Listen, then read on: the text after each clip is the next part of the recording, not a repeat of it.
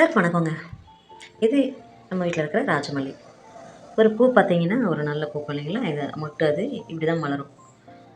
மறுநாள் மலர்ந்துச்சுன்னா, அதுக்கப்புறம் மறுநாள் வாடி போயிடும்.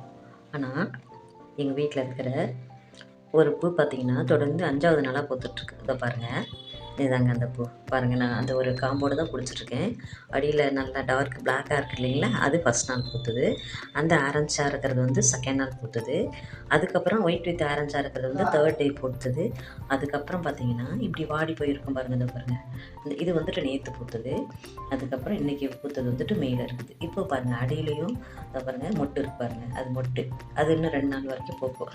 இப்படி ஒரே பூ ஒரு வாரம் பூத்துச்சுன்னா, இது என்னன்னு சொல்றது?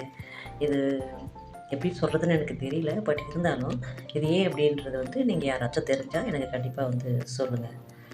ம். இந்த மாரி பூ உங்க வீட்லயும் பூத்திருக்குன்னு சொல்லிட்டு எனக்கு கமெண்ட்ல சொல்லுங்க. ஏன் இப்படி பூக்குதுன்றதையும் நீங்க சொல்லுங்க. இந்த பதிவு பிடிச்சா லைக்